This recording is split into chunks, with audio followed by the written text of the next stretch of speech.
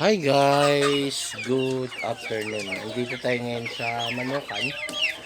I-update natin yung ating mga session na dati maliliit pa pero ngayon malalaki na guys. Ito yung turkey na pinakita ko sa inyo na 2 weeks old dati. Ito na po sila. Yung mga turkey natin malalaki na oh. Ayan. Tapos dito din yung second batch na turkey. Yan. Yan. Gutom na gutom sila guys, oh.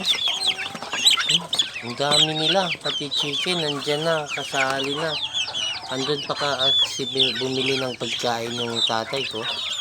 Yan po yung ating mga chick and turkey guys. Ayan, mga chicken and turkey. Yan. Ito din po yung second batch na mga sisyo. Ito na guys, ang dami nila oh. Rhode Island Cross sa Huluano. Ayan guys, andyan din yung mga sisyo na napisa doon sa DIY na incubator natin guys. Yan na po sila. Yan. Ang importante guys, may tubig sila kahit maliit yung pagkain, basta yung tubig nandyan lang para hindi sila mababansot. At saka lahat ng kan natin yun guys dito, may mga inahin naglilimlim. Yan, doon sa taas meron din. Yan, meron din. May mga bagong pisa din, kakababa lang. Yan. Marami kasi dito na mga session na nakakapisa sa baba lang, sa kanto-kanto, sa side dyan. Ang problema, pag gabi, inaatake ng mga daga. At saka hindi lang daga, pag nandito sila sa labas, may nakakapasok na bayawag dito guys. Yan. Pantano kasi yan dyan sa baba, pantano. Ayan guys, gutom na gutom yung mga alaga ngayon dahil wala pa yung feeds. Yan. Yan po silang lahat. Yan. Gutom na sila. Mga Rhode Island nuluan na natin. At papakita ko sa inyo, may bago tayong alaga. Ito po, yung baboy.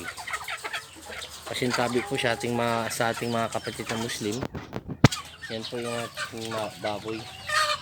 2 months old. And ito, kapatid ko, kakatayin na kasi ito. Chew. Ayaw na.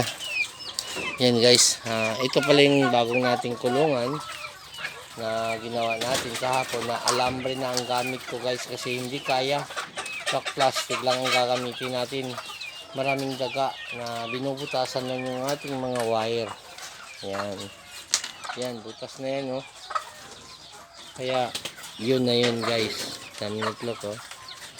Kaya kung bago ka pa lang dito sa channel ko o napadaan ka pa lang, marami kang matutunan na pwede mong gawin negosyo, at marami kang matutunan kung paano natin binibreed yung ating mga quail, turkey at saka manok na crossbreed, Rhode Island Cross to Huluano. Guys, in my next video guys, papakita ko sa inyo kung ano-ano ba yung dapat i-cross natin sa mga manok para mas mabigat at mas malaki. Bye bye, see you in my next video. Please like, share and subscribe. God bless to all. Bye bye.